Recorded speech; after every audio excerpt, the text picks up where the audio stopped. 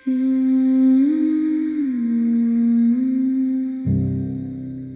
কি মহাবিশ্বে একা? পৃথিবীর বাইরে কি কোথাও আছে বুদ্ধিমান প্রাণ? এই প্রশ্নের উত্তর খুঁজতে বিজ্ঞানীরা কাজ করছেন কয়েক দশক ধরে।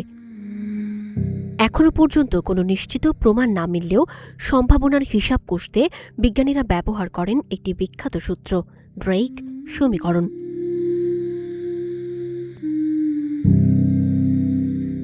1961 সালে জ্যোতির্বিজ্ঞানী ফ্রাঙ্ক ড্রেক এই সমীকরণ প্রস্তাব করেন। এর উদ্দেশ্য ছিল আকাশ গঙ্গা ছায়াপথে এমন কতটি উন্নত সভ্যতা থাকতে পারে যারা আমাদের সঙ্গে যোগাযোগ করার মতো প্রযুক্তি ব্যবহার করছে, তার একটি সম্ভাব্য ধারণা দেওয়া।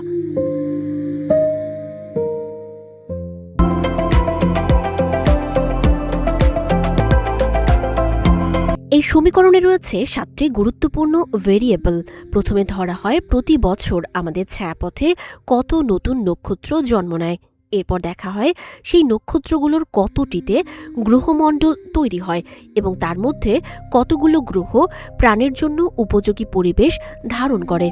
বিজ্ঞানীদের ধারণা প্রায় 20% সৌরজগতে অন্তত একটি বাসযোগ্য গ্রহ থাকতে পারে।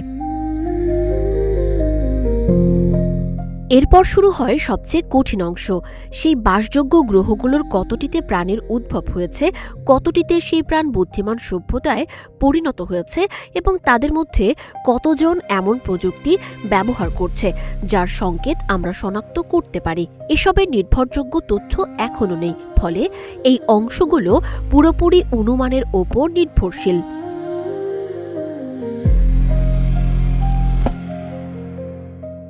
আরেকটি গুরুত্বপূর্ণ বিষয় হল সময়। কোনো সভ্যতা কতদিন ধরে যোগাযোগের উপযোগী সংকেত পাঠাতে পারে সেটিও সমীকরণে বিবেচনা করা হয়, কারণ আলোর গতিতেও মহাকাশে সংকেত পৌঁছাতে হাজার হাজার বছর লেগে যেতে পারে।